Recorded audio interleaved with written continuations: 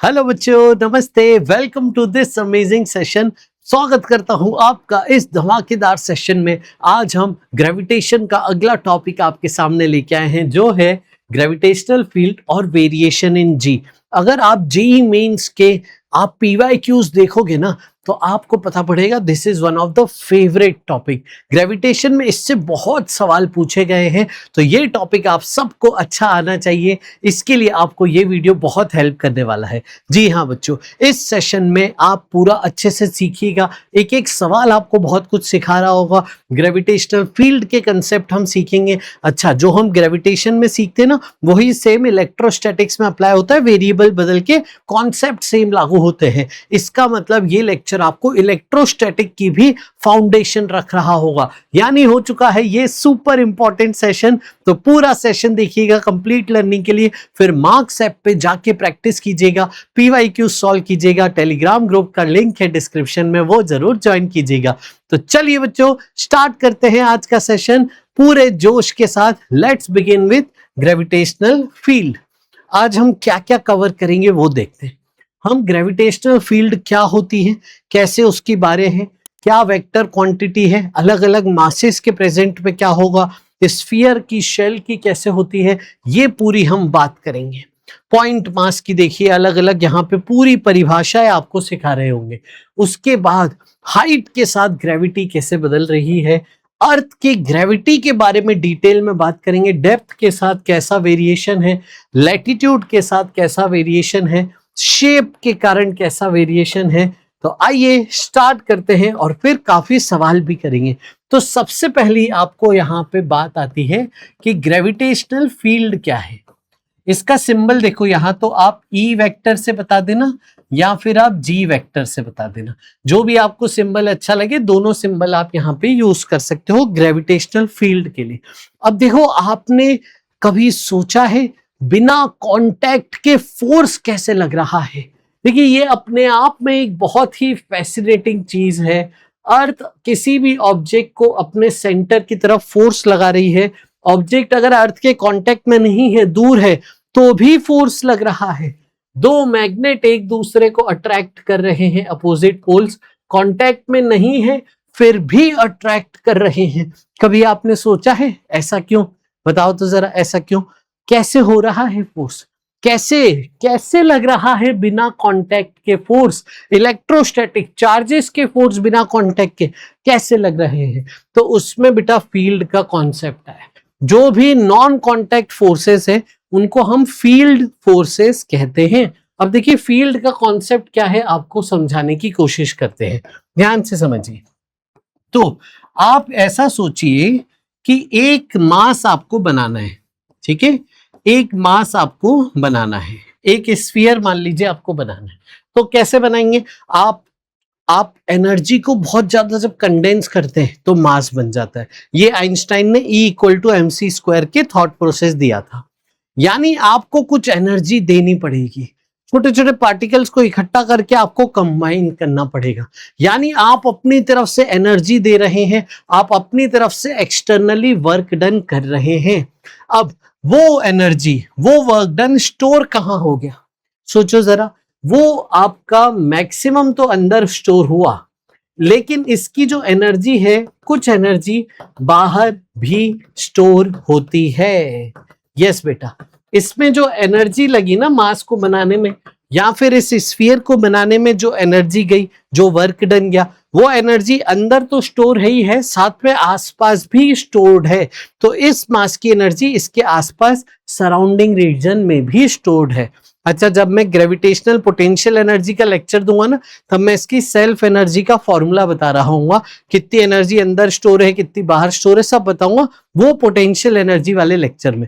अभी के लिए आप एक थॉट प्रोसेस समझिए, अपने दिमाग में एक सोच डालिए कि ये मास की जो एनर्जी लगी बनाने में, वो अंदर भी स्टोर है और आसपास सराउंडिंग रीजन में भी स्टोर है। जाहिर सी बात है कि जैसे जैसे आपका डिस्टेंस बढ़ता जाएगा, एनर्जी जो स्टोर है उसका जो मैग्नीट्यूड है वो कम होता जाएगा। इसके पास सबसे ज्यादा एनर्जी होगी, जैसे जैसे दूर जाओगे मैग्नीट्यूड कम होता जाएगा। अब हम लाते हैं दूसरे पार्टिकल को, एक और दूसरा कोई पार्टिकल मैं ले आता हूं इसके सराउंडिंग में। सोचो यहाँ पे मैं एक ले आया दूसरा पार्टिकल, तो उसको भी बनाने में एनर्जी लगी होगी, उसकी एनर्जी भी इस पूरी कायनात में स्टोर हो रही होगी। यस, तो हुआ क्या, इसकी एनर्जी और इसकी एनर्जी आपस में इंटरैक्ट कर रहे हैं। ये एनर्जी इंटरैक्शन से यहाँ पे बॉन्ड बन रहे हैं। ये जो बॉन्ड बन रहे हैं, इससे ही इनका इंटरैक्शन फोर्स है। मासेस में अट्रैक्शन, चार्ज में अट्रैक्शन रिपल्शन दोनों होता है। सिमिलर चार्जेस रिपेल करते हैं, अपोजिट चार्जेस अट्रैक्ट कर रहे होते हैं। मासेस की एनर्जीज का इंटरैक्शन कैसा है? अट्रैक्टिव इंटरैक्शन है। अब सवाल ये पैदा होता है कि कैपिटल एम मास अगर अकेला होता, कैपिटल एम मास अभी अकेला है, बस ये अकेला है और कोई नहीं है, तो बताओ पी पॉइंट पे इस मास के कारण कुछ ग्रेविटी है कि नहीं है? बिल्कुल है सर। जैसे हम कहते हैं अर्थ की ग्रेविटी है, अरे भाई अर्थ की ग्रेविटी इस पे थोड़ी डिपेंड करेगी कि आप अर्थ पे हो कि नहीं, आप दुनिया में हो या नहीं हो, उससे थोड़ी अर्थ की ग्रेविटी को फर्क पड़ेगा। तो मास है, मास की ग्रेविटी यहाँ पी पॉइंट पे होगी, बिल्कुल होगी। मास का फोर्स लगाना का इफेक्ट होगा, मार्स का एक ग्रेविटेशनल पुल होगा, इस मास का, मार्स कह रहे हैं इस मास का यहाँ पे एक ग्रेविटेशनल पुल होगा। एम आई राइट बेटा? तो ये मास इस पॉइंट पे कुछ ना कुछ ग्रेविटी एक्ट कर रहा है। वो ग्रेविटी है आपका, डेफिनेशन हम देंगे ग्रेविटेशनल फील्ड या ग्रेविटेशनल फील्ड इंटेंसिटी हम उसे कहेंगे। कंसेप्ट समझ में आ गया ना? इसका इफेक्ट यहाँ पे क्यों है? क्योंकि इसको बनाने में जो एनर्जी गई वो यहाँ पे भी स्टोर है और बाहर सराउंडिंग में भी स्टोर है। तो पी पॉइंट पे इसका कुछ खींचने का, फोर्स लगाने का इफेक्ट है। अब उस इफेक्ट को मैथमेटिकली कैसे डिफाइन कर रहे हैं, इसका ग्रेविटी कैसे डिफाइन कर रहे हैं मैथमेटिकली, खींचने का, फोर्स लगाने की ताकत, इन्फ्लुएंस कैसे डिफाइन कर रहे हैं? ग्रेविटेशनल फील्ड से डिफाइन कर रहे हैं। तो ग्रेविटेशनल फील्ड का परिभाषा देखिए क्या है, मैथमेटिकल परिभाषा, force per unit mass. Yes, या फिर हम कह दें फोर्स ऑन यूनिट मास, ये है ग्रेविटेशनल फील्ड या फिर फोर्स पर यूनिट मास। जैसे एक मास के कारण r दूरी पे एक पॉइंट है P, तो इस मास की ग्रेविटेशनल फील्ड P पे कितनी है ये आपको निकालना है। तो आप क्या कीजिए, वहां पे यूनिट मास रख दीजिए, आप 1 kg मास यहां पे रख दीजिए। तो फोर्स कितना होगा देखिए, फोर्स होगा Gm upon r square. Am I right? अब ये फोर्स जो एक यूनिट मास, 1 kg मास पे जो फोर्स लग रहा है, वही तो आपकी फील्ड का फॉर्मूला हो गया। तो यहां से फील्ड क्या मिली आपको? फील्ड मिली सर हमें Gm/r स्क्वायर। आया समझ में? यूनिट मास रख दो, 1 kg मास रख दो, उस पे जो फोर्स लगेगा वो आपकी फील्ड की वैल्यू होगी उस जगह पे। अब देखिए इसी को टेस्ट मास के टर्म्स में कैसे बता रहे हैं, जो हम इलेक्ट्रोस्टैटिक्स में भी बहुत यूज करते हैं। मान लीजिए एक मास m है, r डिस्टेंस पे आपको ग्रेविटेशनल फील्ड निकालनी है कैपिटल M मास की, तो आप एक टेस्ट मास लेके आइए। टेस्ट मास का कंसेप्ट क्या है? टेस्ट मास बहुत छोटा होना चाहिए। यहाँ पे एक m0 ले आइए, ये है टेस्ट मास। टेस्ट मास की वैल्यू बहुत छोटी होती है ताकि इसी की फील्ड कैलकुलेट हो, इसकी फील्ड डिस्टर्ब ना हो। अब इस टेस्ट मास पे फोर्स निकालेंगे, force on test mass divided by test mass, है ना, क्योंकि फोर्स अपॉन मास था ना बेटा। तो ये आपका ग्रेविटी का फॉर्मूला आ गया, ग्रेविटेशनल फील्ड का मैग्नीट्यूड आ गया बेसिकली। तो फोर्स कितना है इस पे? Gm1m2 upon r square divided by test mass, देखिए m0 कट गया और फॉर्मूला आपका आ गया Gm/r स्क्वायर। आया समझ में? पक्का? तो ग्रेविटेशनल फोर्स का फॉर्मूला क्या है? Gm1m2 upon r square. और ग्रेविटेशनल फील्ड का फॉर्मूला क्या है, चाहे आप E से रिप्रेजेंट करें या स्मॉल g से, वो है Gm/r स्क्वायर। ये हो गई फॉर्मूले की बात। अब ये दोनों क्वांटिटीज वेक्टर क्वांटिटी हैं, इनका ध्यान रखिएगा। तो वेक्टर फॉर्म कैसे लिखोगे सर, आओ वो भी सिखा दे। चलिए, तो देखिए m मास यहाँ पे रखा है ना, ये रहा आपका r डिस्टेंस, ये पॉइंट P। तो ग्रेविटी किधर होती है बेटा? अर्थ के सेंटर की तरफ, मास की तरफ। हर मास दूसरे मास को अपनी तरफ खींचेगा। तो P पॉइंट पे ग्रेविटी का डायरेक्शन आप देखिए कैसे बनाएंगे।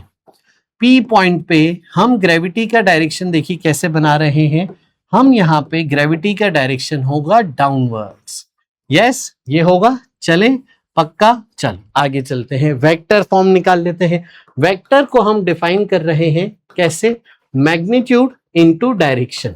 डायरेक्शन बताने के लिए यूनिट वेक्टर, किसी भी वेक्टर को आप ऐसे लिख सकते हो, मैग्नीट्यूड इनटू यूनिट वेक्टर। आया समझ में? चलो अब कैसे करेंगे, मैग्नीट्यूड इनटू यूनिट वेक्टर आ गया आपका वेक्टर। मैग्नीट्यूड कितना अभी हमने सिखाया, G M by R square. Unit vector ये आर वेक्टर की अलोंग ही तो है जी, लेकिन रेडियस वेक्टर यानी मास से दूरी, मास से पोजीशन वेक्टर इधर है और ग्रेविटी नीचे है यानी अपोजिट। तो आप बोलोगे कि आर वेक्टर की डायरेक्शन में है लेकिन माइनस है, तो आपका यहां से ग्रेविटेशनल फील्ड इंटेंसिटी का जो वेक्टर है वो आ गया minus G M by R square into R cap. समझ गए? अब आर कैप को कैसे लिखे, यहीं से देखिए, यूनिट वेक्टर होगा वेक्टर अपॉन मैग्नीट्यूड, तो आर कैप को लिख सकते हो R vector upon mod are.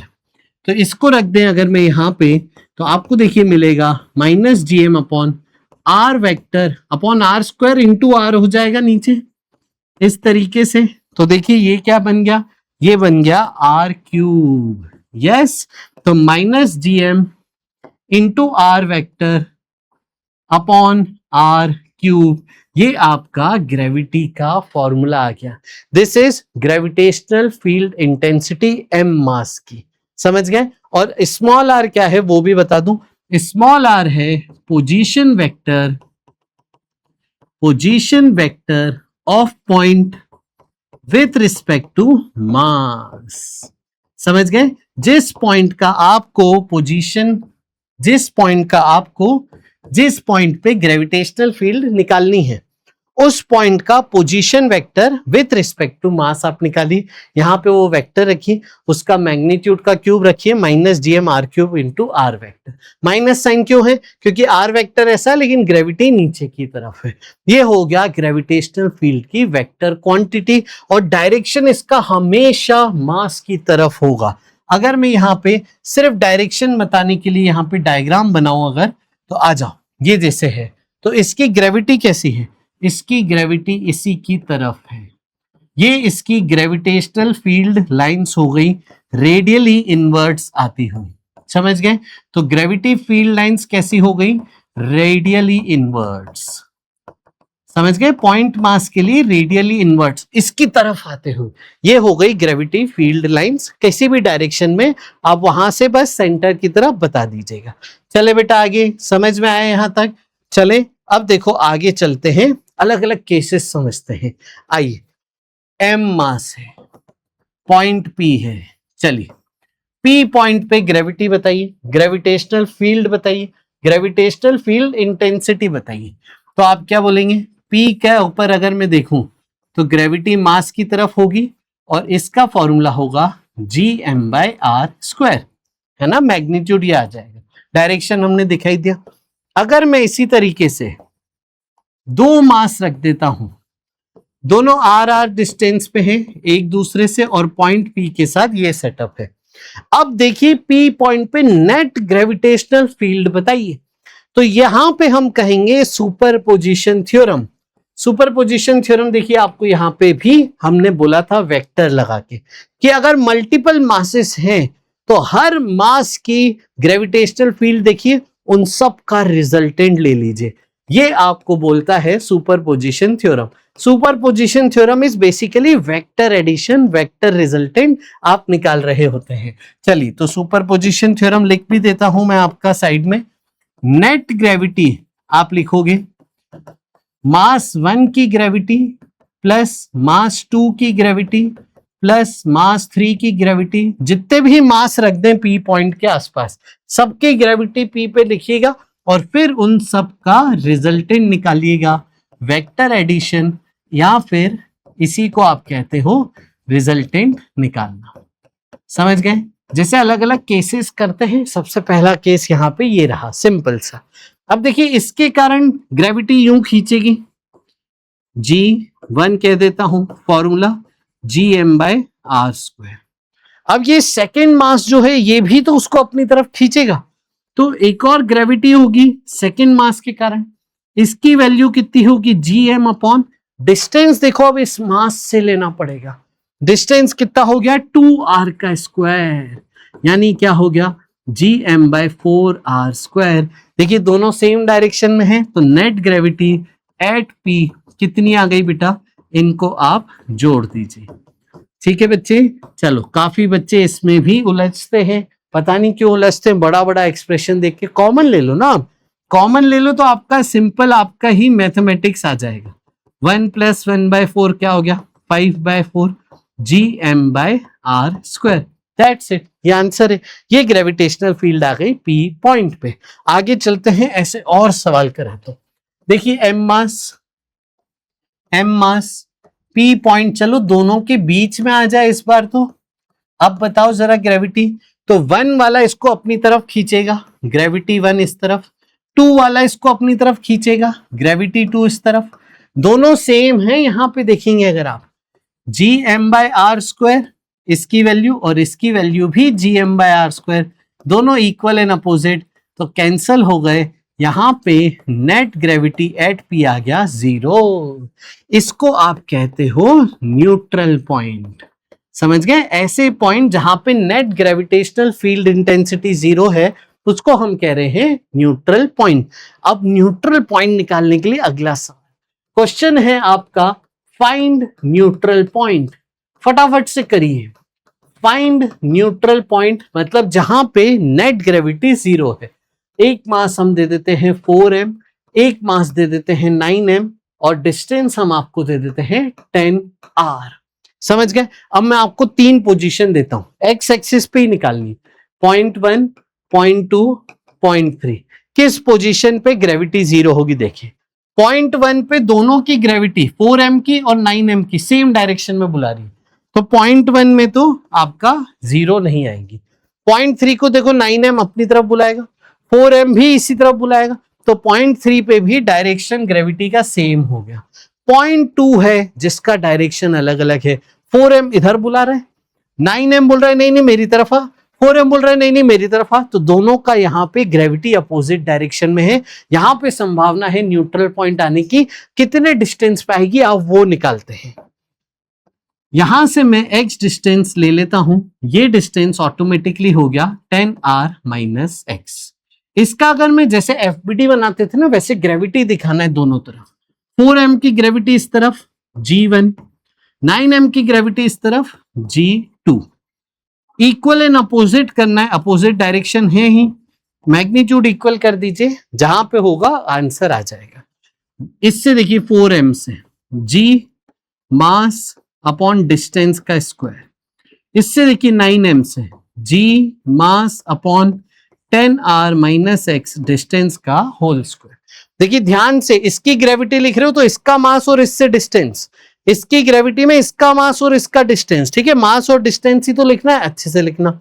अब यहाँ पे जो सबसे कॉमन मिस्टेक बच्चे करते हैं, इसको स्क्वायर कर देते हैं, क्रॉस मल्टीप्लाई करते हैं, क्वाड्रेटिक बनाते हैं और बहुत लंबा सॉल्व करते हैं, इसमें आपका समय बीत जाएगा, बहुत टाइम जाएगा। ऐसे नहीं करेंगे, मैं आपको सिखाता हूँ। 4 और 9 किसी कारण से दिया था, ये मास से मास कट गया, आप यहाँ पे स्क्वायर रूट ले लीजिए। स्क्वायर रूट लेने से आपका काम कितना आसान हो जाएगा, अब आप देखना। स्क्वायर रूट ले लीजिए, ये हो गया 2/x 3/10r - x। अब क्रॉस मल्टीप्लाई कीजिए, 20r - 2x = 3x, 5x = 20r। Solve देखिए करेंगे तो x आ गया 4r, डिस्टेंस फ्रॉम 4m, तो 4r फ्रॉम 4m, ये आपका आंसर आ गया। अच्छा कोई बोले कि भैया 9m से बताओ, तो अगर ये पूरा 10r है, इसमें ये डिस्टेंस 4r, तो ये 10 में से माइनस करके 6r डिस्टेंस फ्रॉम 9m। ये आपने पोजीशन बता दी किसकी, न्यूट्रल पॉइंट की। आया बेटा समझ में, वेरी गुड। अब चलो मैं आपको एक होमवर्क देता हूं, एक बेसिक सा होमवर्क है, ठीक है, बस इसमें मैं मासेस वेरिएबल रख रहा हूं, m1 m2, टोटल डिस्टेंस भी मैं आपको d दे रहा हूं। एक्स ये पॉइंट है, find x for neutral point, समझ गए, जहां पे नेट फील्ड 0 है। Find x for neutral point, जहां पे न्यूट्रल पॉइंट होगा उसके लिए एक्स बताना है आपको बेटा, और m1 m2 और d के टर्म्स बताने। तो अब देखो, अब यहाँ पे अंडर रूट जब लोगे तो root m1 root m2 answer में आएगा डेफिनेटली। कुछ बच्चे तो इसको फॉर्मूला बना के याद भी कर लेते हैं, बट याद करने की जरूरत नहीं, डेफिनेटली यहां से आप इजीली निकाल सकते थे। चलिए अब मैं आगे चलता हूं, अगला केस आपको सिखाता हूं। अब जरूरी नहीं है ना कि लाइन पे ही सारी ग्रेविटी निकालनी हो, एक्स वाई अलग अलग एक्सिस पे भी हो सकता है। अगला सवाल देखिए आपका कैसा है, ये एम मास सोचिए 3 डिस्टेंसेस पे रखे हैं, पॉइंट P है, यहां से 4 डिस्टेंस पे रखा है। अब आपसे पूछा है कि पॉइंट P पे नेट ग्रेविटेशनल फील्ड इंटेंसिटी बताइए। मैं FBD बनाता हूं सबसे पहले। इस मास के कारण ग्रेविटी इस तरफ होगी, मास की तरफ, इसे मैं G1 कह देता हूं। इस मास के कारण ग्रेविटी इस तरफ होगी, इसे मैं G2 कह देता हूं, समझ गए। अब देखिए G1 क्या होगा, G मास अपॉन डिस्टेंस का स्क्वायर, ठीक है। अब देखिए इसकी ग्रेविटी में मास ये आएगा m, और डिस्टेंस मास से लेना है, समझ गए, डिस्टेंस मास से लेना है, मतलब ये वाला डिस्टेंस आपको लेना है। तो 3 4, तो आप देखो पाइथागोरस थ्योरम लगाओगे तो 3 4 ये 5 आ जाएगा। तो डिस्टेंस कितना हो गया मास से 5, तो ये 5 का स्क्वायर। ये G1 हो गया, देखिए G2 भी सेम ही है, सिमेट्रिक है, तो दोनों सेम हो गए। अब आप देखो ये G है और ये G, मैं y एक्सिस से दोनों का एंगल थीटा मान लेता हूं। अब जरा कंपोनेंट लिए जाएं तो आप देखिए इस तरफ G cos थीटा, इधर G sin थीटा, इसका G cos थीटा y पे और x में G sin थीटा, कंपोनेंट ले लिए। अब देखिए ये दोनों कैंसल हो गया, इक्वल एंड अपोजिट, तो नेट ग्रेविटी किस तरफ आ गई, 2G cos थीटा और डायरेक्शन माइनस J कैप में, यस, नीचे की तरफ। बस इसमें वैल्यू डाल देते हैं, आओ। तो 2 इंटू जी की वैल्यू यहां से GM/25 इंटू कॉस थीटा की वैल्यू, देखिए थीटा कहां से बना है, वाई से, ये रहा वाई। कॉस थीटा की वैल्यू देखिए इस ट्रायंगल में क्या होगी, बेस अपॉन हाइपोटेन्यूज, इसका मतलब 4/5 यहां रख देते हैं। तो आपको देखिए क्या मिला, ये मिला 8Gm/125, ये मैग्नीट्यूड ग्रेविटेशनल फील्ड इंटेंसिटी का P पॉइंट पे आ चुका है। चलें बेटा आगे। अब देखो आपको ये सवाल याद है क्या, पिछले लेक्चर में मैंने बताया था जब मैं ग्रेविटेशनल फोर्स बता रहा था कि भैया ट्रायंगल है इक्विलेटरल, एक मास पे ग्रेविटेशनल फोर्स बताइए, स्क्वायर है L लेंथ का, सारे मास सेम है, एक मास पे ग्रेविटेशनल फोर्स बताइए। हेक्सागन है, यस, अगर आपने देखो पुराना लेक्चर नहीं देखा है तो वो आप जाके जरूर देखिएगा, वहां पे मैंने ये आपको सिखाया था और कहा भी था कि स्टैंडर्ड है, बच्चे याद कर लेते हैं।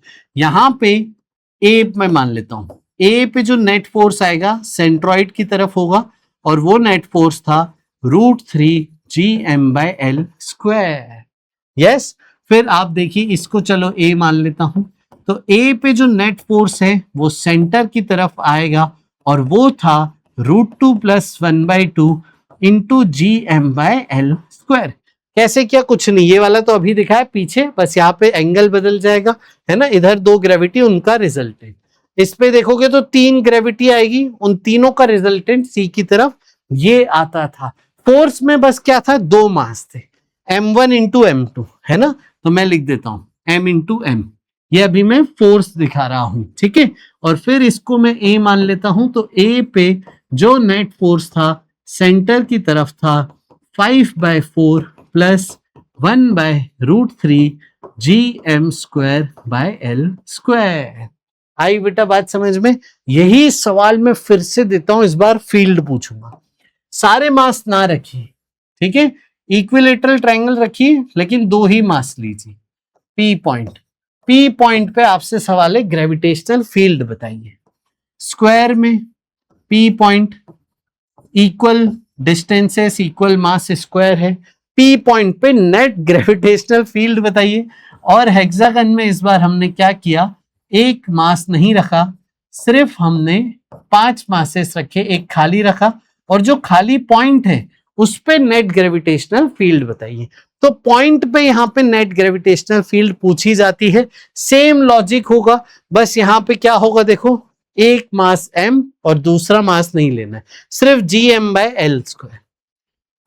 तो P पे नीचे की तरफ नेट ग्रेविटी यहाँ पे आएगी √3 gm/l²।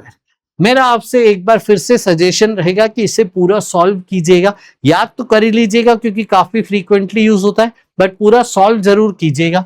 P पॉइंट पे यहाँ पे नेट ग्रेविटेशनल फील्ड आपको मिलेगा बेटा, देखो क्या, gm/l² इंटू √2 + 1/2। आया समझ में? यहां पे आए तो P पॉइंट पे नीचे की तरफ आपको मिलेगा 5/4 + 1/√3 gm/l²। आया समझ में? फोर्स में बस 2 मास थे, यहाँ पे बस 1 मास रहेगा। ठीक है, ये ध्यान रखेंगे पूरा अच्छे से। ये हो गई बात ग्रेविटेशनल फील्ड की अलग अलग पॉइंट मासेस में। अब मैं बात कर रहा हूं स्फीयर के लिए और शेल के लिए। तो बेसिकली अब मैं आपको शेल थ्योरी बता रहा हूं। इसके बाद हम चलेंगे, हम अर्थ पे चलेंगे इसके बाद, क्योंकि अर्थ को भी सॉलिड स्फीयर कंसिडर करेंगे। तो आइए एक मैं हॉलो स्फीयर की पहले बात करता हूं। हॉलो स्फीयर में आप देखिए आपके पास 3 कैटेगरी के पॉइंट हैं, एक आउटसाइड पॉइंट, एक सरफेस का पॉइंट और एक इनसाइड पॉइंट। सी आपका सेंटर है, रेडियस कैपिटल आर से मैं रिप्रेजेंट कर रहा हूं। तो कहीं भी मैं इस चैप्टर में कैपिटल आर लिखूंगा तो वो आप रेडियस लीजिएगा, स्मॉल आर लिखूंगा तो वो आप डिस्टेंस फ्रॉम सेंटर समझिएगा। समझ गए बेटा? यस। अब देखो ये शेल थ्योरी क्या बोलती है कि आउटसाइड पॉइंट पे जब आप ग्रेविटी निकालते हो तो उसका फॉर्मूला है gm/r²। मतलब आउटसाइड पॉइंट के लिए ऐसा मान सकते हैं कि सारा मास सेंटर पे रखा है और सेंटर से दूरी लेके पॉइंट मास का हमने फॉर्मूला लगा दिया gm/r²। Gravitational field due two point mass जैसे हम लेते थे वैसे ही, बस डिस्टेंस कहां से लीजिएगा, सेंटर से। सरफेस पे है तो भी मामला सिमिलर है, बस डिस्टेंस सेंटर से, तो सेंटर से दूरी कैपिटल आर लिखी जाएगी। अब देखिए बड़ा मजेदार है, इनसाइड जब आते हैं और ग्रेविटेशनल फील्ड इनसाइड बात करते हैं इस शेल के कारण, वो होती है 0। इसका आप डिटेल में एक्सप्लेनेशन गॉस लॉ में सीखते हैं, इलेक्ट्रोस्टैटिक्स में भी। इलेक्ट्रोस्टैटिक्स में इलेक्ट्रिक फील्ड की बात करेंगे तो इलेक्ट्रोस्टैटिक्स में भी चार्ज्ड शेल के अंदर इलेक्ट्रिक फील्ड 0 लेते हैं, यहां पे भी G इनसाइड 0 होगी। ये सारी चीजें इंटीग्रेशन से आती हैं। क्यों? क्योंकि बॉडी है ना, बॉडी के लिए अगर आप फील्ड लिखेंगे तो वो इंटीग्रेशन से आएगी। तो ये सारे रिजल्ट इंटीग्रेशन से आते हैं, लेकिन अच्छी बात ये आउटसाइड और सरफेस का तो डायरेक्ट ही है, जो हमें आता ही है, gm/r² ही तो है। बस r कहां से लेना है, हमें डिस्टेंस सेंटर से लेना है। इनसाइड फील्ड 0 होगी। इसको डिटेल में और हम इलेक्ट्रोस्टैटिक्स में बात करेंगे, क्योंकि तब आप ये सारे इंटीग्रेशन डिटेल में इलेक्ट्रोस्टैटिक्स में करते हैं, तो ये हम इलेक्ट्रोस्टैटिक्स में बात करेंगे। अभी के लिए आप ये ध्यान रखिए, इनसाइड फील्ड 0 होगी। इसका मतलब क्या है सर? आओ इसका मतलब बताऊं कि आपका कैपिटल एम मास का एक शेल है, एक आपकी है ना, इसे बॉल है, हॉलो बॉल, उसका मास है कैपिटल एम। इसके अंदर हमने स्मॉल एम एक पार्टिकल रख दिया, तो इन दोनों के बीच में इंटरेक्शन कितना होगा, कैपिटल एम इस पे कितना फोर्स लगाएगा, कुछ भी नहीं। कैपिटल एम की ग्रेविटी इनसाइड कितनी है, कुछ भी नहीं। तो इसलिए इस स्मॉल एम पे अभी नेट फोर्स 0 है। इसका ग्राफ कैसे बनेगा आइए देखें। तो इनिशियली ग्राफ 0 रहेगा, ठीक है। स्मॉल आर के साथ में ग्राफ बना रहा हूं जी के मैग्नीट्यूड का। तो जी के मैग्नीट्यूड का हम बना दें तो इनिशियली आपका ग्राफ 0 रहेगा, ये मॉड जी का हम ग्राफ बना रहे हैं। फिर अचानक से सरफेस पे वैल्यू आ गई और फिर वैल्यू 1/r² से r बढ़ाने पे डिक्रीज होती जाएगी, फिर इसके बाद वैल्यू डिक्रीज होती जाएगी कर्व्ड पाथ 1/r²। ये मैग्नीट्यूड का बना है। अगर मैं वेक्टर जी का बनाऊं तो बेटा, वेक्टर जी का बनाऊं तो देखिए वेक्टर में हमने माइनस आर वेक्टर दिखाया था ना, तो कई बार फिर वेक्टर में दिखाना है तो ये 0 और नेगेटिव हमारा था, है ना, नीचे की तरफ, ठीक है। ऊपर की तरफ होता तो पॉजिटिव लिखते, ये अर्थ के सेंटर की तरफ नेगेटिव की डायरेक्शन है, माइनस आर भी लिखा था वेक्टर फॉर्म में, इसीलिए उसका ग्राफ इस तरीके से भी बना सकते हैं। बस आपको ये ध्यान रखना है कि नेचर क्या है, पहले 0 फिर बाद में कर्व्ड होके कम होती जा रही है मैग्नीट्यूड। बस आप देखिए ऐसा ग्राफ मैग्नीट्यूड का है, ऐसा ग्राफ वेक्टर का है। अब आते हैं हम, सेम कहानी सॉलिड स्फीयर के लिए बात की जाए। सॉलिड स्फीयर में 3 पॉइंट हैं, ठीक है, तीनों पॉइंट पे हम बात करते हैं। सबसे पहले आउटसाइड के, आउटसाइड का मामला सेम है, जी पूरे सॉलिड स्फीयर का mass upon R square, small R क्या है, डिस्टेंस फ्रॉम सेंटर। सरफेस पे जब हम जाएंगे तो होगा G M by R square, R है रेडियस। इनसाइड का देखिए फॉर्मूला अलग हो जाता है, शेल में तो इनसाइड 0 था, ये पूरा फिल्ड है, पूरे वॉल्यूम में मास है, ये पूरा मास है बेटा, ठीक है, सॉलिड स्फीयर में तो पूरा मास है इसमें। तो आप इस केस में 0 नहीं होता है, समझिएगा आप, इस केस में आपकी वैल्यू क्या होती है वो बताता हूं मैं, देखिएगा ध्यान से, G M small R upon capital R का cube. Yes, G M small R इस बार ऊपर आ गया अपॉन कैपिटल आर का क्यूब। तो इनसाइड ग्रेविटी जो है बेटा वो directly proportional to small R है, आउटसाइड ग्रेविटी जो है वो 1 अपॉन आर स्क्वायर के प्रोपोर्शनल है। इसका ग्राफ अगर मैं बनाऊं, मैग्नीट्यूड का बेटा ग्राफ अगर मैं बनाऊं तो मॉड जी का ग्राफ आपका बनेगा, पहले बढ़ रहा है। देखिए अगर मैं सेंटर पे बात करता हूं, सेंटर से शुरू करते हैं, तो सेंटर पे बताओ, सेंटर का सेंटर से दूरी क्या होगी, 0, तो एट सेंटर स्मॉल आर क्या होगा, 0, या रखिए इनसाइड के फॉर्मूले में स्मॉल आर 0, तो जी आ जाएगा 0। तो याद रखना अर्थ के सेंटर पे ग्रेविटी 0 होती है, तो 0 से ग्राफ शुरू हुआ, डायरेक्टली प्रोपोर्शनल टू आर, तो स्ट्रेट लाइन सरफेस पे मैक्सिमम और फिर डिक्रीज होता जाएगा, पहले डायरेक्टली प्रोपोर्शनल टू आर फिर 1 बाय आर स्क्वायर। अगर मैं वेक्टर बनाऊं तो ये ग्राफ फोर्थ क्वाड्रेंट में बनाएंगे और ग्राफ इस तरीके से आपका बस ये लाइन जुड़ जाएगी, समझ गए, तो वेक्टर ग्राफ इसका यहां पे बन जाएगा। अगर मैं जी वेक्टर का ग्राफ बनाना चाहूं तो ये आपका ग्राफ बन गया। आई बेटा समझ में, मैक्सिमम ग्रेविटेशनल फील्ड किधर है, मैग्नीट्यूड मैक्सिमम किधर है, सरफेस पे, सरफेस से नीचे आए, टनल बना के खोद के सॉलिड स्फीयर में जाओ तो भी कम होगी ग्रेविटी, टनल से ऊपर गए, सरफेस से ऊपर गए तो भी ग्रेविटी कम होगी। ये आपके डायरेक्शन हमने बना दिए।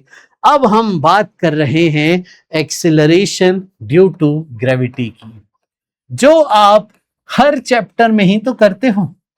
अरे भैया अर्थ कितना फोर्स लगाती है, आप बोलते हो सर एम जी, है ना, अर्थ कितना फोर्स लगाती है, आप बोलते हो एम जी, यस। तो आपकी जो ग्रेविटेशनल फील्ड थी ना उसका फॉर्मूला क्या था, फोर्स अपॉन मास, तो फोर्स क्या हो गया देखो तो जरा, मास इंटू जी, समझे बेटा जी, तो आपका आ गया एम जी, दैट्स इट। ये है फोर्स जो अर्थ ने पार्टिकल पे लगाया, ये फोर्स हमेशा अर्थ के सेंटर की तरफ होगा, किसी भी पोजीशन पे आप बनाओगे तो हमेशा डायरेक्शन इसका अर्थ के सेंटर की तरफ होगा। आपका जो ग्रेविटेशनल फील्ड है अर्थ की, उसी को हम कह रहे हैं एक्सीलरेशन ड्यू टू ग्रेविटी। देखिए ना आप, फील्ड का यहाँ पे फॉर्मूला वैसे ही तो है, फोर्स अपॉन मास, एक्सीलरेशन जैसे ही तो फॉर्मूला है, फोर्स अपॉन मास, है ना। तो ग्रेविटेशनल फील्ड अर्थ के लिए स्पेसिफिकली हम कहते हैं एक्सीलरेशन ड्यू टू ग्रेविटी, समझ गए। चलिए अब इसके लिए अलग अलग बातें करते हैं। तो small G at surface of earth कितनी हो जाएगी, G M by R square, mass earth का लेना होगा और रेडियस अर्थ का लेना होगा। और जब आप रेडियस ऑफ अर्थ, तो हम बेटा याद ही रखना है, 6400 किलोमीटर। समझ गए? जब आप मास ऑफ अर्थ रखते हैं, रेडियस ऑफ अर्थ रखते हैं, जी की वैल्यू रखते हैं, पूरा सॉल्व करते हैं, तो आपका ये सरफेस पे ग्रेविटी की वैल्यू आप सब जानते हैं आती है 9.8 मीटर पर सेकेंड स्क्वायर। 10 तो हम अप्रोक्सीमेट करके ले लेते हैं, इसकी वैल्यू आती है 9.8 मीटर पर सेकेंड स्क्वायर। समझ गए? ये हो गया अर्थ की ग्रेविटी का फॉर्मूला। सरफेस पे है, आउटसाइड जाएंगे तो बदल जाएगा, इनसाइड आएंगे तो बदल जाएगा। ये फॉर्मूला भी सिर्फ सरफेस पे है। चलिए आगे चलते हैं। इसी फॉर्मूले को डेंसिटी के टर्म में लिखा जाए तो मास को अगर मैं लिखूं डेंसिटी इंटू वॉल्यूम, समझ गए? रो यहां पे डेंसिटी है, वॉल्यूम स्फीयर का 4/3 पायर क्यूब। अगर मैं मास को इस टर्म्स में लिखूं यहां पे, तो आप देखिए क्या बनेगा, R cube divided by R square, एक सिंगल आर बन जाएगा। तो बेटा कई बार ग्रेविटी के रेशियो वाले सवाल आते हैं। एक हाइपोथेटिकल प्लेनेट ले लेते हैं, उसकी डेंसिटी मान लो अर्थ की डेंसिटी के बराबर है, रेडियस अलग कर दिया तो उसका नया ग्रेविटी क्या होगा। चंद्रमा का मास और रेडियस दे दिया, नया ग्रेविटी क्या होगा। देखिए अगर आपको कहीं पे बोल दिया जाए ना सेम मटेरियल, तो सेम मटेरियल का मतलब आप समझ जाना सेम डेंसिटी की बात हो रही है। तो मास को लिखना डेंसिटी इंटू वॉल्यूम और डेंसिटी वाले फॉर्मेट में बात करना। तो मास और रेडियस अलग अलग कर दें तो ये वाला फॉर्मूला, मटेरियल डेंसिटी रेडियस अलग अलग कर दे तो ये वाला फॉर्मूला। तो आपको देखो कुछ सवाल कराते हैं और फिर आपको बताते हैं कि देखिए पूछा कैसे जा रहा है। यस, आइए ये देखिए क्या सवाल एग्जाम में आए 2025 में। Acceleration due to gravity on the surface of earth is small G, if the diameter is reduced by 1/3 of the original value, mass को सेम रखा तो एक्सेलरेशन ड्यू टू ग्रेविटी नहीं क्या हो जाएगी। तो सिंपल सी बात है, यही वाला फॉर्मूला आपको लेना था, दैट्स इट। अब देखो डायमीटर क्या होता है, बेसिकली ट्वाइस ऑफ रेडियस ना, जिस फैक्टर से डायमीटर बदलेगा उसी फैक्टर से रेडियस बदलेगा, है ना। 2 तो कांस्टेंट है, रेडियस 1/3 हो गया तो डायमीटर भी 1/3 हो जाएगा। तो बेसिकली नई ग्रेविटी क्या हो गई, gm अपॉन रेडियस बाय 3 का स्क्वायर, मास को सेम रखना है, ये 9 ऊपर आ जाएगा, gm बाय r स्क्वायर, ये तो स्मॉल g था, तो आपका ये फैक्टर आ गया 9g। आया बेटा समझ में सबको? पक्का। चलें आगे, अगला सवाल देखिए। ये देखिए सवाल क्या है, 2 प्लैनेट है, एग्जाम में आया देखिए 23 में, ए और बी का रेडियस दिया है, डेंसिटीज दी है, ratio of acceleration of planet पूछा है, वो भी B/A पूछा है, ऊपर बी रखना है। तो यहां पे आप देखो डेंसिटी और रेडियस का फॉर्मेट जो था ना वो आपको यूज करना था, G into rho into 4/3 pi into R. समझ गए? तो आप देखिए अगर मैं रेशियो लेता हूं तो आप ध्यान से देखिएगा, G4π3 तो कट जाएगा, सिर्फ डेंसिटी और रेडियस बचेगा। तो रो इंटू आर बी का, रो इंटू आर ए का, दैट्स इट। वैल्यू रख दो जल्दी से। डेंसिटी बी की क्या है, चलो देखो, बी की डेंसिटी है सर ρ/2, रेडियस कितना है बी का 1.5 यानी 3/2 आर, अपॉन डेंसिटी ए की रो है और रेडियस आर है, तो ये हो गया 3/4। कहा है रेशियो, देखो ये आए समझ में कैसे हो रही है कहानी पूरी। कुछ भी डाउट है तो पूछो जरा। अब आगे चलते हैं अगले सवाल पे। अगला सवाल देखिए आपका कैसा है, ये देखिए नेक्स्ट सवाल कैसा है। एक सॉलिड स्फीयर है, मास m, रेडियस a का, इसके बाहर आपने कॉन्सेंट्रिक शेल लगा दिया जिसकी रेडियस और मास आपको दिया है। अच्छा, शेल की थिकनेस दी है, ओके, और मास आपको दिया है। Gravitational field at distance 3a from the centre आपसे पूछ रहा है। पहले मैं सेटअप बना देता हूं। ये आपका शेल है, ये स्फीयर है, मास m है, रेडियस a है।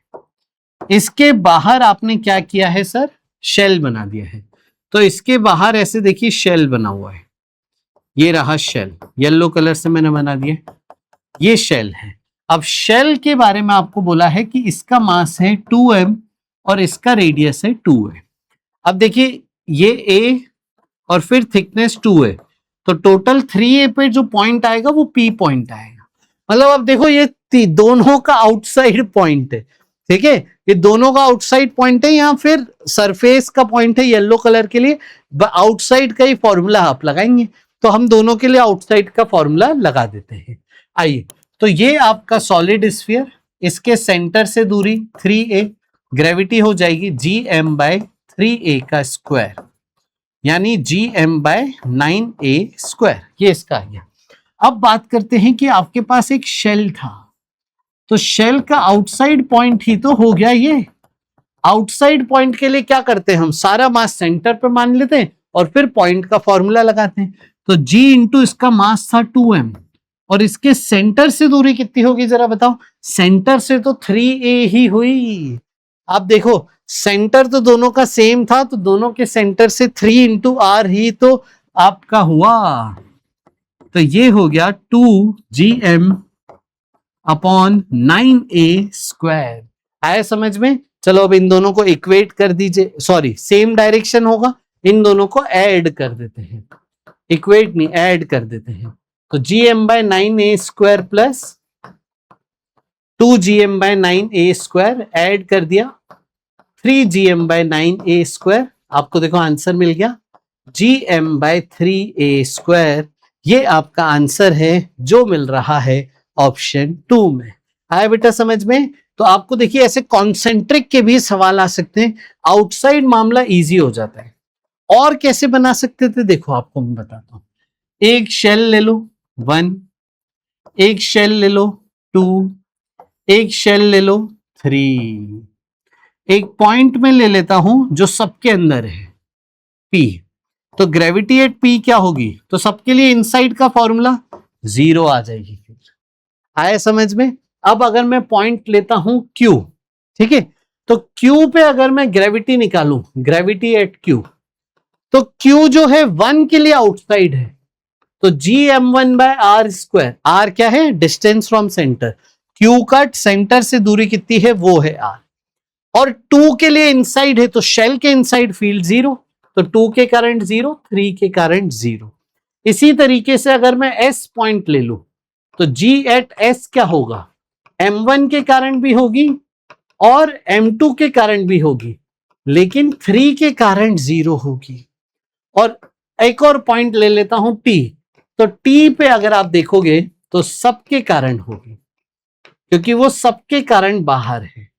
समझ गए? R स्क्वायर, स्मॉल r क्या है बेटा, distance from the centre, centre से डिस्टेंस पॉइंट का लेके यहां पे रख सकते हैं। अब बेटा अब हम शुरू कर रहे हैं वेरिएशन इन G, जो बहुत बार एग्जामों में पूछा जाता है। आइए अब हम शुरू करते हैं वेरिएशन इन G। सबसे पहले हम variation in G due to height की बात कर लेते हैं, ठीक है, आ जाओ हाइट की बात कर लेते हैं। तो हमने सीखा कि ग्रेविटी मैक्सिमम कहां पे है, अर्थ के लिए बात कर रहे हैं, अर्थ का मास me, रेडियस re, रिप्रेजेंटेशन। तो अर्थ की ग्रेविटी मैक्सिमम है अर्थ के सरफेस पे, एम आई राइट बेटा? अर्थ के सरफेस पे अर्थ की ग्रेविटी यहां पे मैक्सिमम है। यस, अब आगे समझते हैं क्या होने वाला है। तो देखिए बेटा, जैसे हमने अभी डिस्कस किया था थोड़ी देर पहले कि अर्थ की ग्रेविटी मैक्सिमम होगी अर्थ के सरफेस पे, यानी यहां पे अर्थ की ग्रेविटी मैक्सिमम है, जो हमने निकाली वैल्यू 9.8 मीटर पर सेकंड स्क्वायर। लेकिन जैसे ही मैं हाइट पे जाऊंगा तो ये वैल्यू क्या होगी बेटा, ये वैल्यू डिक्रीज होने लग जाएगी। अब कितनी हाइट पे कितनी वैल्यू होगी वो डिस्कस करना है, वही हेडिंग है variation in G due to height. अब एक चीज समझना है कि हाइट मेजर कहां से करेंगे। हाइट हम मेजर करेंगे बेटा सरफेस से, फ्रॉम सरफेस। तो बाय डिफॉल्ट जब हाइट दी हुई हो ना, तो आप सरफेस से हाइट वो कंसिडर करेंगे। अब देखिए, अगर मैं सेंटर से डिस्टेंस की बात करूं, तो सेंटर से सरफेस की डिस्टेंस r हो गई, और h आपका पॉइंट P पे हाइट हो गई। तो small r distance from the centre point P की कितनी हो गई, रेडियस प्लस हाइट h। अभी हमने फॉर्मूला देखा था कि आउटसाइड इलेक्ट्रिक फील्ड का फॉर्मूला था gm बाई स्मॉल r का स्क्वायर, और स्मॉल r की वैल्यू हो गई r प्लस h, तो ये फॉर्मूला बन गया gm upon r plus h का होल स्क्वायर। समझ आया बेटा? अब यहां से ना r को कॉमन ले लो, ठीक है। r अगर कॉमन लिया जाएगा तो देखिए सर r यहां से बाहर आ गया, स्क्वायर भी था तो r स्क्वायर बाहर आएगा, यहाँ पे 1 बचा, यहाँ पे तो सर r था ही नहीं तो वो डिवाइड में आ जाएगा। ये आपका फॉर्मूला बन रहा है आउटसाइड ग्रेविटी का। और देखिए gm बाय आर स्क्वायर क्या था, gme by R E square, ये जो टर्म है ये सरफेस की ग्रेविटी थी, तो g आउटसाइड बेसिकली हो गया g आपका सरफेस की ग्रेविटी जो रेगुलर g आप लेते हो divided by 1 plus H by R का होल स्क्वायर। तो ये आपका एक फॉर्मूला है आउटसाइड ग्रेविटी का। h यहाँ पे हाइट फ्रॉम द सरफेस है। यहाँ पे देखिए क्योंकि डिवीजन में है, स्क्वायर करना है, तो बच्चों को हो सकता है यहाँ पे काफी अनकंफर्टेबलनेस हो, तो थोड़ा सा बच्चे को कंफर्ट लाने के लिए यहाँ पे एक अप्रोक्सीमेशन भी आता है। वो अप्रोक्सीमेशन क्या आता है, वो आता है बेटा बाइनोमियल अप्रोक्सीमेशन। बाइनोमियल अप्रोक्सीमेशन में बता दूं आपको क्या हम यूज करने वाले हैं। 1 प्लस एक्स की होल पावर n को हम इक्वेट कर देते हैं 1 प्लस एन एक्स के। ये पावर अंदर आके x से मल्टीप्लाई हो जाती है। कब? व्हेन x जो है बहुत छोटा है 1 से। आई बात समझ में? तो यहां पे देखिए आप 1 प्लस एच अपॉन आर का होल स्क्वायर, ये आपका फैक्टर डिनोमिनेटर में था। अगर मैं यहां पे h बाय आर को 1 से बहुत छोटा कर दूं तो वो मैं लॉजिक लगा सकता हूं। तो यहां पे h बेसिकली रेडियस ऑफ अर्थ से बहुत छोटा हो गया है, तो बाइनोमियल अप्रोक्सीमेशन लॉजिक लग जाएगा, तो पावर देखिए अंदर आ जाएगा। तो यहाँ पे देखिए पावर आप 2 लगा सकते थे, लेकिन फिर भी अभी डिवीजन में रहेगा, तो डिवीजन में फिर भी बच्चे अनकंफर्टेबल रहते हैं, मल्टीप्लाई आसान होता है, तो इसको ना ऊपर ले जाओ। पावर क्या हो जाएगी, ऊपर ले जाओगे तो नेगेटिव -2। अब अंदर ले आइए तो ये टर्म बन गई -2h बाय आर, और ये g आउटसाइड का फॉर्मूला आ गया। बट ये फॉर्मूला सिर्फ कब वैलिड है, जब हाइट बहुत छोटी हो रही होगी। यानी सारे फॉर्मूले वेरिएशन इन g के क्या हैं, विथ हाइट, वो बता देते हैं। पहला formula gm upon R E plus H का होल स्क्वायर बच्चे, ठीक है। दूसरा फॉर्मूला g सरफेस का divided by 1 plus H upon R का होल स्क्वायर। अगला फॉर्मूला छोटी हाइट के लिए 1 माइनस 2h अपॉन आर ई। आया बच्चे समझ में? चलो मैं आपसे पूछता हूं, ये फॉर्मूला और ये फॉर्मूला कब वैलिड है? ये दोनों फॉर्मूले ऑलवेज वैलिड हैं। समझ गया बेटा? यहाँ पे रेडियस ऑफ अर्थ आप जानते ही हैं, रेडियस ऑफ अर्थ है 6400 किलोमीटर। मास ऑफ अर्थ भी बेटा याद होना चाहिए, 6 × 10 की पावर 24 kg में आप मास ऑफ अर्थ याद रख सकते हैं। अब h है हाइट फ्रॉम यहाँ पे कहां से, सरफेस से। अच्छा देखो इसको ऐसा यूनिट में रखना है सब, तो रेडियस को मीटर में रखना, मास को किलोग्राम में रखना, जी को भी ऐसा यूनिट में रखना, तो आप ये वैल्यूज निकाल सकते हो। ये कब वैलिड है? ये तभी वैलिड है जब हाइट बहुत छोटी है रेडियस ऑफ अर्थ से, है ना। ये कब वैलिड है? ये छोटी हाइट के लिए भी वैलिड है, बड़ी हाइट के लिए भी वैलिड है। मीडियम हाइट, छोटी हाइट, बड़ी हाइट, कितनी भी हाइट हो, ये सबके लिए वैलिड है, ये दोनों फॉर्मेट। लेकिन ये सिर्फ छोटी हाइट के लिए वैलिड है। अब हाइट छोटी मतलब कितनी सर? तो मोटा मोटा आर ई का 1% या उससे छोटा। अब 1% ऑफ आर ई कितना हो जाएगा, देखो इसका 1% निकालो तो 64 किलोमीटर। तो हाइट अगर 64 किलोमीटर से कम है, 60, 70, 80, 90, थोड़ा सा जाओ तो 100 किलोमीटर तक, वैसे 64 से कम किलोमीटर के बीच में फॉर्मूला ठीक बैठेगा। और परसेंटेज चेंज की बात करें तो आधा %, 1%, 2%, 2.5%, 1.5%, इतना परसेंटेज चेंज होगा तो ये वाला फॉर्मूला आप यूज कर सकते हैं। परसेंटेज चेंज ज्यादा हो 10%, 20%, 30, 40, 50, तो फिर ये वाला फॉर्मूला आप यूज कर रहे होंगे। आया बेटा समझ में? तो ये मैंने आपको सारे फॉर्मेट लिख दिए वेरिएशन इन हाइट के, अच्छे से इसको नोट डाउन कीजिए। अब मैं आपको वेरिएशन इन डेप्थ बताता हूँ, सारे वेरिएशन एक साथ कवर कर लेता हूँ, फिर सबके फॉर्मूले के साथ सवाल करना सिखाऊंगा। अब मैं आपको बता रहा हूं variation in depth, variation in G due to depth. सबसे पहली चीज ये जो डेप्थ है ये भी सरफेस से ही नापी जा रही है, ध्यान रखिएगा। तो अगर आप अर्थ के सरफेस से नीचे आते हैं तो ये डी आपकी डेप्थ कहलाती है, ये पी पॉइंट है, ठीक है। स्मॉल आर क्या होता है? सेंटर से दूरी, मतलब ये स्मॉल आर हो गया और ये आपका पूरा रेडियस हो गया है, समझ गए? तो कैपिटल आर को यहां पे लिखोगे small R plus D, small R basically हो गया आर माइनस डी, समझ गए? अब इनसाइड आ चुके हो आप, इनसाइड में फील्ड का फॉर्मूला अभी हमने आपको सिखाया था। यस, कहां गया सर? ये देखिए सॉलिड स्फीयर मान रहे हैं अर्थ को, इनसाइड का फॉर्मूला ये है, यही फॉर्मूला आपके लिए देखिए यहाँ पे एप्लीकेबल होगा क्योंकि आप इनसाइड द सॉलिड स्फीयर जा चुके हैं। तो देखिए क्या आ जाएगा, G inside equal to G M upon R E cube, ठीक है, into small R, G M by R E cube into small are.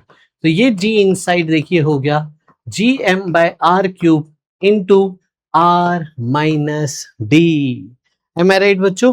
यहां से एक आर को हटा के इस ब्रैकेट के अंदर ले जाइए, तो ये देखिए क्या बन रहा है, G M upon R square, बेटा एक आर अंदर गया, आर बाय आर 1 माइनस ये हो गया डी बाय आर। और बच्चे आप बताओ मेरे को ये G M by R square क्या होता है, बताइए जरा। ये G M by R square क्या होता है? ये स्मॉल जी होता है, इसका मतलब जी इनसाइड है स्मॉल जी सरफेस का into D by R E. ये आपका फॉर्मूला आ गया डेप्थ के साथ। डी यहाँ पे क्या है? डेप्थ। कहां से नापे? सरफेस से नीचे कितना है। अब देखिए क्या इसमें कोई वैलिड है, कोई अप्रोक्सीमेशन लगा है कि ये हमेशा वैलिड है? कोई अप्रोक्सीमेशन नहीं है, हमेशा वैलिड है। हाइट में क्या था? हाइट में ये वाला फॉर्मूला स्पेशल केस था, ये दोनों हमेशा वैलिड है। लेकिन डेप्थ में एक ही फॉर्मेट है, इसमें कोई अप्रोक्सीमेशन नहीं है, हमेशा वैलिड है। तो डेप्थ पे फॉर्मूले क्या होंगे? जी इनसाइड फिर से लिख देता हूं मैं, एक ये फॉर्मेट है, यस, इसको आप small G into R by capital R भी लिख सकते हैं, एम आई राइट बच्चे? और दूसरा फॉर्मेट है डेप्थ के टर्म्स में 1 minus D by R. Small G यहाँ पे सरफेस की ग्रेविटी है और ये दोनों सारे फॉर्मूले ऑल आर ऑलवेज, हर डेप्थ के लिए वैलिड हैं। समझ गए बेटा? ध्यान रखेंगे एकदम। आगे चलते हैं, अब आपको हम एक और इंटरेस्टिंग केस बताते हैं। अगला केस है आपका variation due to rotation of earth, variation due to rotation of earth. आ जाओ बच्चे, ध्यान से समझना। Variation due to rotation of earth का मतलब क्या है? अर्थ अपनी एक्सिस पे भी घूम रही होती है, यस। अब एक पार्टिकल है एम मास मान लेता हूं, इसके ऊपर अगर हम देखें तो सेंटर की तरफ फोर्स कितना होता है? अर्थ के सेंटर की तरफ m इंटू जी होता है, एम आई राइट? यही बेसिकली फोर्स क्या लिखते हैं हम, G M by R square into small M, है ना? ये स्मॉल जी की वैल्यू रखनी, तो ये आपका फैक्टर आ गया, एम जी आप कह सकते हैं। अब मैं रोटेशन का इफेक्ट कंसिडर करूं, मतलब ये बॉल ऐसे घूम रही है हॉरिजॉन्टली, तो जो पार्टिकल है वो भी तो घूमने लगेगा। किस तरीके से? देखिए इस तरीके से ये पार्टिकल घूमने लगेगा। पार्टिकल का रेडियस यहाँ पे स्मॉल आर हो जाएगा, ठीक है। अर्थ का रेडियस कैपिटल आर है, लेकिन कैपिटल आर नहीं, ये पार्टिकल के सर्कल का रेडियस स्मॉल आर हो जाएगा। अब इस पे सर्कुलर मोशन के कारण अर्थ पे बैठ के इसको देखोगे तो अर्थ एक प्रकार से non inertial frame of reference हो गई, क्योंकि अर्थ भी एक्सेलरेटेड है। तो अर्थ पे बैठ के इस पार्टिकल को देखोगे तो इस पे एक सूडो फोर्स, सेंट्रीफ्यूगल फोर्स लग रहा होगा। एम आई राइट बच्चों? M I right? Centrifugal force लग रहा होगा, वो लगता है m इंटू सेंट्रीपिटल एक्सेलरेशन, मतलब एम आर ओमेगा स्क्वायर। अब ध्यान से सुनिएगा, यहाँ पे हम ये एंगल को हॉरिजॉन्टल से जो एंगल है इसको कहते हैं लैटिट्यूड एंगल। यहां पे देखिए, अगर मैं एम आर ओमेगा स्क्वायर का कंपोनेंट लूं इस तरफ, तो वो आ जाएगा M R omega square cos theta, और इस तरफ था एम जी, तो एम जी में से ये सबट्रैक्ट होगा। अब देखिए स्मॉल आर कैपिटल आर की भी हम यहाँ पे बात कर लेते हैं। यहाँ पे देखिए ये पूरी डिस्टेंस है कैपिटल आर, लेकिन ये जो स्मॉल आर डिस्टेंस है वो इस ट्रायंगल में आ रही होगी। समझ गए? ये स्मॉल आर डिस्टेंस है, आर का कंपोनेंट है कैपिटल आर, कॉस थीटा की वैल्यू है स्मॉल आर के बराबर, और थीटा को हम कह रहे हैं यहाँ पे क्या? Latitude angle. समझ में आया बेटा? थीटा है यहाँ पे लैटिट्यूड एंगल। चलिए, तो अब देखिए नेट फोर्स टुवर्ड्स सेंटर क्या हो गया? mg में से M R omega square cos theta का सबट्रैक्शन होगा। नेट फोर्स टुवर्ड्स सेंटर क्या हो गया बेटा? आ जाओ, नेट फोर्स टुवर्ड्स सेंटर ये हो गया mg minus M R omega square. अब नेट फोर्स देखो, ग्रेविटी सेंटर की तरफ वाले फोर्स को ही देखेंगे, तो इसलिए हमने सेंटर वाला ही फोर्स लिया। अब इसको मास से डिवाइड कर दो, तो force upon mass, net field या फिर नेट इफेक्टिव जी आ जाएगा। इफेक्टिव जी कितना आ गया? आप इसे देखिए, कॉस थीटा भी तो था सर यहाँ पे, हाँ, आप इसे मास से डिवाइड कर दीजिए, तो R omega square cos theta आपको मिला।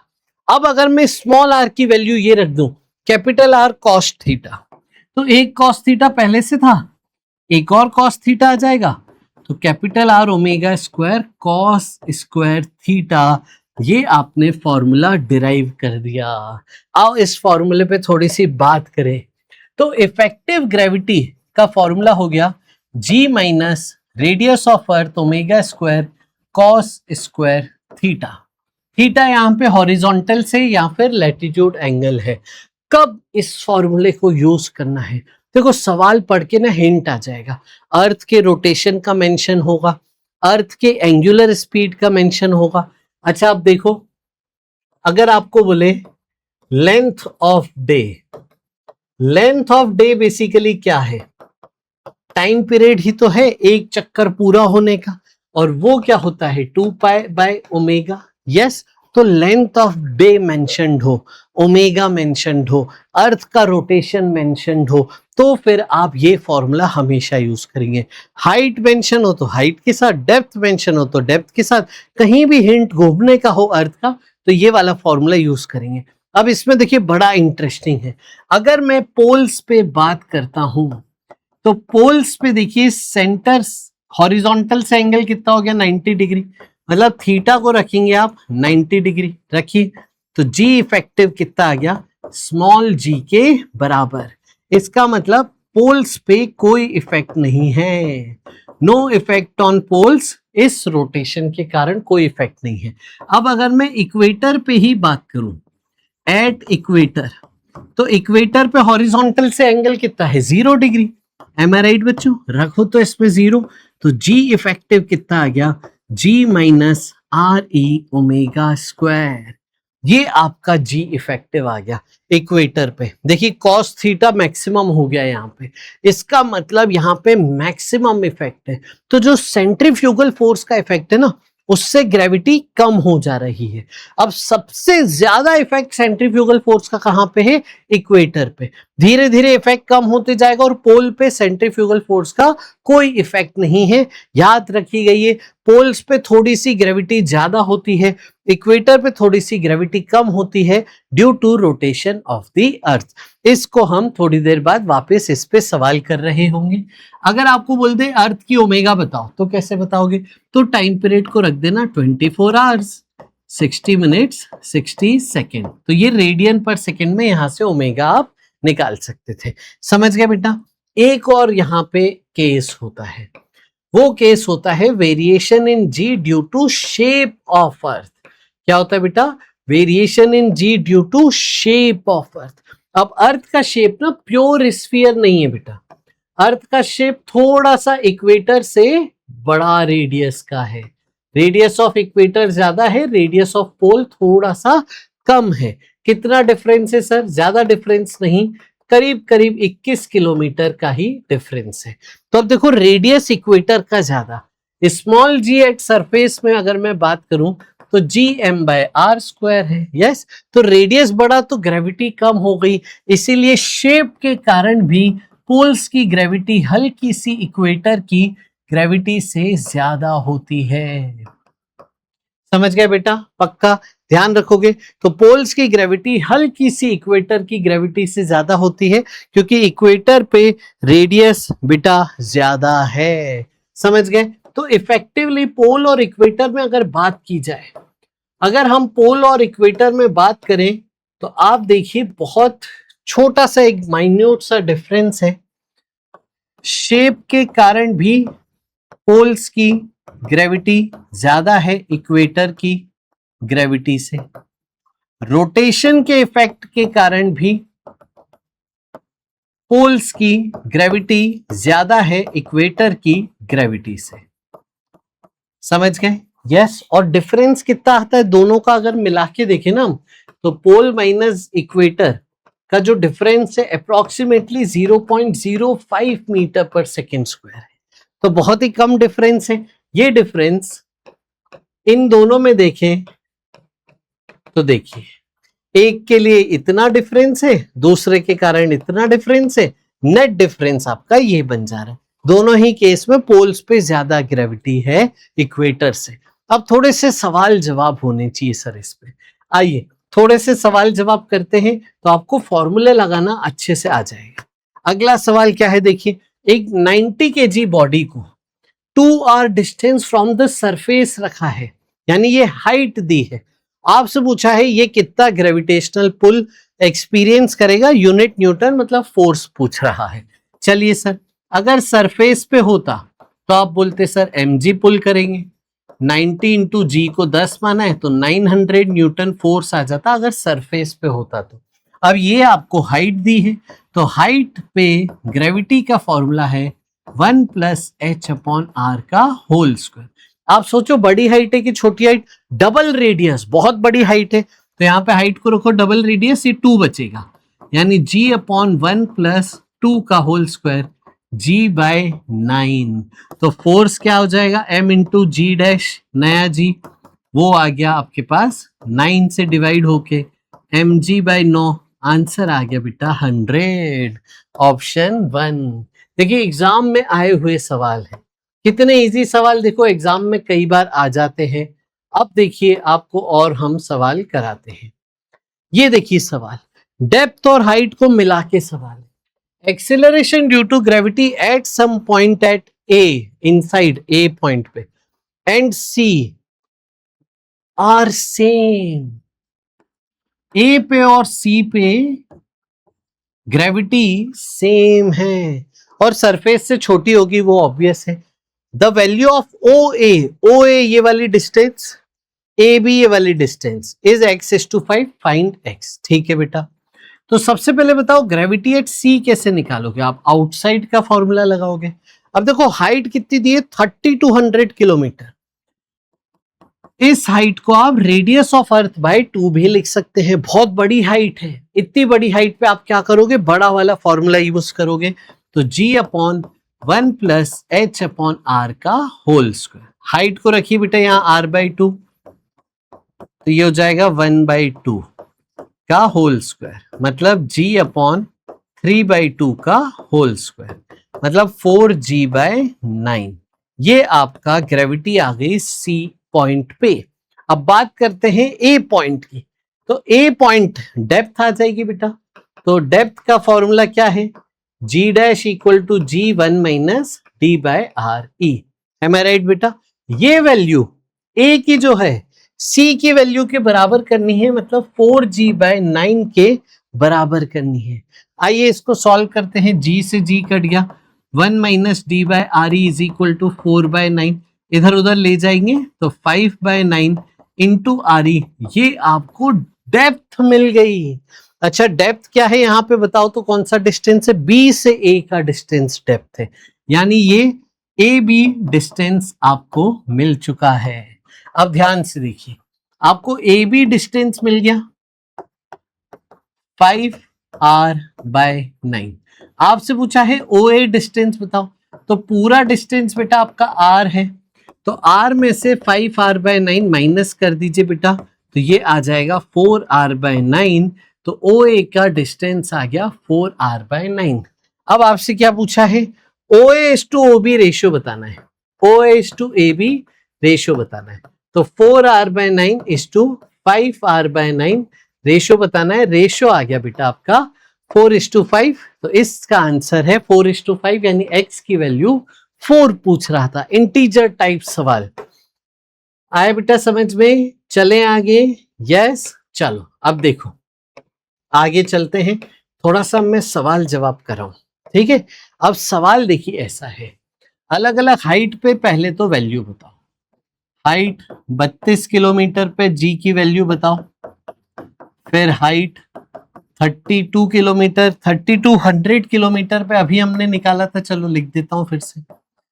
फिर डेप्थ 32 किलोमीटर पे बताइए, फिर डेप्थ 3200 किलोमीटर पे बताइए।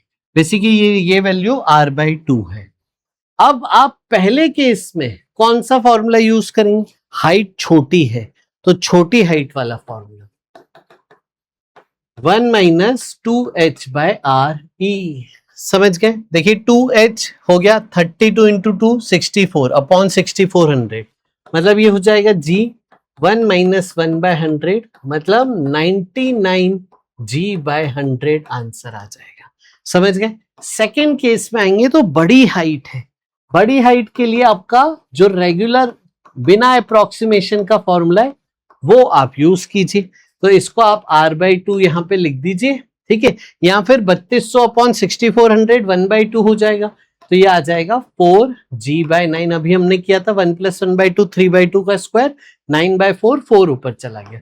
थर्ड केस में आते हैं, डेप्थ के लिए तो बेटा एक ही फॉर्मूला है, डेप्थ के लिए तो यही फॉर्मूला है बस, 32 अपॉन 6400 1/200 1 - 1/200, तो 199 अपॉन 200 इंटू जी आंसर आ गया।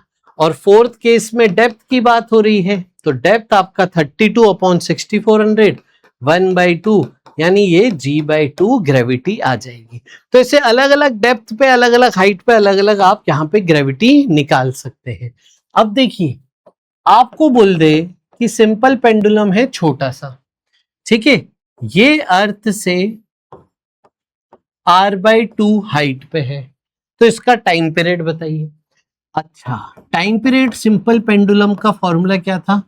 2π√L/g। अब g की जगह आपको बस g इफेक्टिव लेना है, समझ गए? पक्का? तो ऐसे जितने भी मैकेनिक्स के फॉर्मूले थे, सर्कुलर मोशन में VCM/स्ट्रिंग के फॉर्मूले थे, वर्टिकल सर्कुलर मोशन के, वहां भी जी आता था। तो जहां जहां जी आएगा, अगर कोई वेरिएशन हो गया तो हाइट पे जो नया जी है वो नया जी आप यहां पुट कीजिएगा, जो आप निकाल चुके हैं इतनी हाइट पे। देखिए 4g/9, तो time period of simple pendulum के फॉर्मूले में बस आप यहाँ पे वैल्यू रख दीजिएगा। समझ में आया बेटा कंसेप्ट? ठीक है, चलो अब सर थोड़े से ना परसेंटेज वाले सवाल कर लेते, बहुत आते हैं ऐसे सवाल। फाइंड वेयर, ठीक है जी, पहला रिड्यूसेस बाय 36%, है ना, और हाइट बतानी है आपको यहाँ पे, ठीक है। दूसरा रिड्यूसेस 2 कर देता हूं इस बार 36%, यहां भी हाइट बतानी है। रिड्यूसेस बाय 0, चलो 1% ही ले लेता हूं, यहां पे भी हाइट बतानी है। रिड्यूसेस बाय 20%, यहां पे आप डेप्थ बता देना।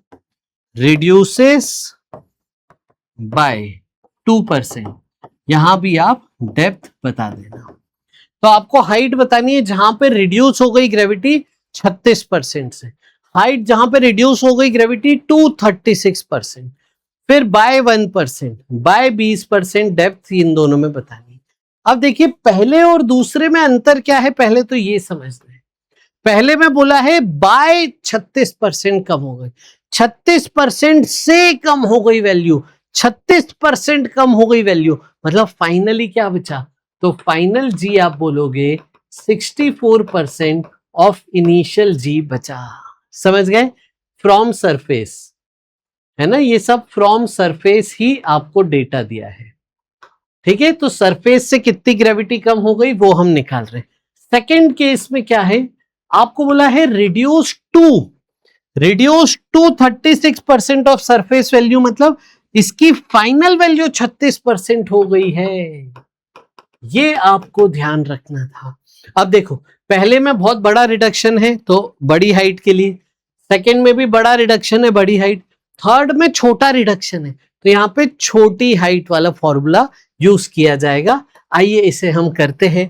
पहला case, G final equal to 64/100 into G, और ये हाइट का फॉर्मूला है तो 1 + h/r का होल स्क्वायर। जी से जी कट गया। आप देखो मैंने बताया था ऐसे में स्क्वायर रूट ले लेना चाहिए। 8/10 equal to 1/1 + h/r, cross multiply कर दो, 1 + h/r इक्वल टू 4 5, तो ये आ जाएगा 5/4। इसमें से 1 माइनस कीजिए तो आपको मिलेगा ये 1/4। तो हाइट यहां से आ गई आपके पास रेडियस ऑफ अर्थ बाय 4, और आप इसे डिवाइड करोगे तो 1600 किलोमीटर आ जाएगी। आया समझ में? ये पहले पार्ट का आंसर आपको मिला। अब हम सेकेंड पार्ट का आंसर करते हैं। सेकेंड पार्ट में आपको बोला था फाइनल वैल्यू ही 36% है, तो बस आपके पास जो फॉर्मूला है उसको आप इक्वेट करिए, सॉल्व करते जाइए। जी से जी कट गया, रूट ले लीजिए। 6/10 3/5 इक्वल टू 1/1 + h/r। जल्दी से सॉल्व करो बेटा। 1 + h/r की वैल्यू हो गई 5/3, h/r की वैल्यू हो गई 2/3, हाइट आ गई आपके पास 2r/3। आया समझ में? पक्का। अब बात हो रही है 1% से चेंज हुआ है। ठीक है, अगले सवाल में बात किया था 1% से चेंज हुआ है, रिड्यूस बाय 1% लिखा है। इसका मतलब आप क्या बोलोगे, बची कितनी वैल्यू, 99% ऑफ जी, और छोटे हाइट का फॉर्मूला यहां पे यूज किया जाए। समझ गए? तो आप देखो 2h/r किसके बराबर, ये हो गया 1/100,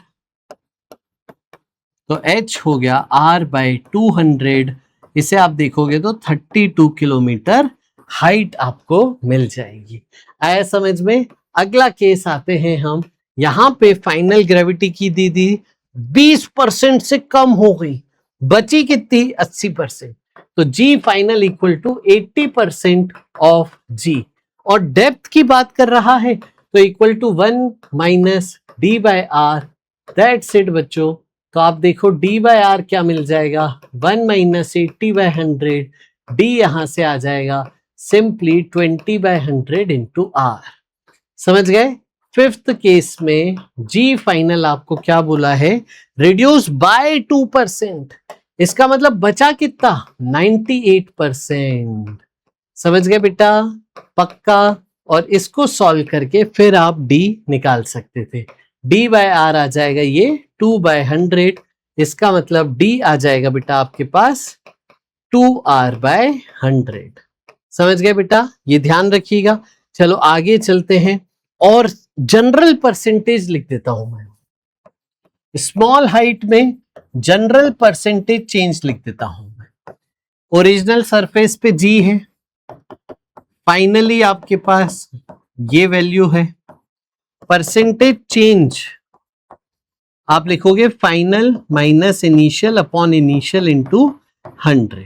तो ये देखिए जब आप माइनस करोगे ना, सिर्फ 2h/r का एक फैक्टर बनेगा इंटू 100, और माइनस आएगा क्योंकि डिक्रीज हो रही है वैल्यू ऊपर जाते टाइम। इसी तरीके से ये याद रख सकते हो आप, 2h/r percentage change in G, 2h/r into 100 छोटी हाइट के लिए। अब हम डेप्थ के लिए बात करते हैं। चाहे छोटी डेप्थ हो चाहे बड़ी डेप्थ हो। परसेंटेज चेंज जब बात करोगे G dash minus G by G into 100। अब डेप्थ का फॉर्मूला क्या है, 1 minus D by R into G, इसे रखोगे डी बाई आर बचेगा बस, D by R E into 100। Minus sign क्यों, क्योंकि डिक्रीज आ जाएगा। समझ गए बेटा। चलो अगला सवाल अब देखो कैसा है। अगला सवाल है आपके सामने, ये एग्जाम में भी आया हुआ है सवाल। आप देखो, at what distance above and below the surface of earth, height और डेप्थ पूछ रहा है, body will have same weight. कितना डिस्टेंस ऊपर जाऊं और उतना ही डिस्टेंस नीचे जाऊं, सेम डिस्टेंस ऊपर सेम डिस्टेंस नीचे, तब वेट सेम आना चाहिए, मतलब ग्रेविटी सेम आनी चाहिए। एग्जाम में आया हुआ सवाल, आपको बेसिकली हाइट की ग्रेविटी डेप्थ की ग्रेविटी के बराबर करनी थी। अब बोलोगे सर हाइट का कौन सा फॉर्मूला लूं, तो देखो जब पता नहीं है तो ऑलवेज वैलिड वाला फॉर्मूला लेंगे। पता हो कि हाइट छोटी है, कम चेंज है, तो फिर आप छोटी हाइट का फॉर्मूला लेंगे। नहीं पता है तो बड़ी हाइट का फॉर्मूला ले लीजिए जो हमेशा वैलिड है। 1 प्लस डिस्टेंस को मैं x मान लेता हूं, x डिस्टेंस ऊपर जा रहे हो और x डिस्टेंस नीचे आ रहे हो, ठीक है, सेम डिस्टेंस है, तो हाइट बेसिकली x हो गई और डेप्थ भी x हो गई। g से g कट गया, 1 इक्वल टू, इसको क्रॉस मल्टीप्लाई करिए, ये रहा। अब देखिए 1 प्लस एक्स बाय आर का होल स्क्वायर था ना, इसको मैं ऐसे स्टाइल से 2 बार लिख दे रहा हूं इस तरीके से।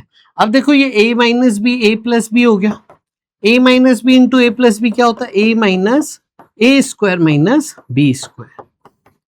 ये आपके पास एक इक्वेशन यहां पे बन रही है। अब इसका देखिए एलसीएम लीजिए, पूरा मल्टीप्लाई कीजिए, R square minus X square into R plus X upon R cube हो जाएगा। तो आप देखिए इसको मल्टीप्लाई जब करेंगे तो आपके पास एक क्वाड्रेटिक इक्वेशन बनेगी। ठीक है, आ जाओ देखते हैं सही मल्टीप्लाई किया है क्या, एक बार चेक कर लेना। ठीक है, आर क्यूब से आर क्यूब कैंसल, ये 0 इक्वल टू, इसको भी इधर ले आते, ठीक है, इन सबको इधर ले आते हैं, X cube plus X square R minus X R square equal to 0।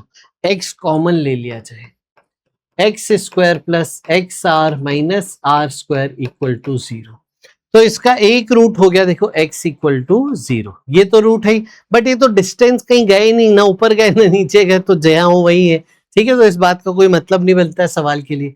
इसका आप क्वाड्रेटिक का रूट निकालिए, तो माइनस बी प्लस, देखिए x डिस्टेंस है तो नेगेटिव रूट रिजेक्ट कर देंगे, plus under root B square minus 4ac whole divided by 2।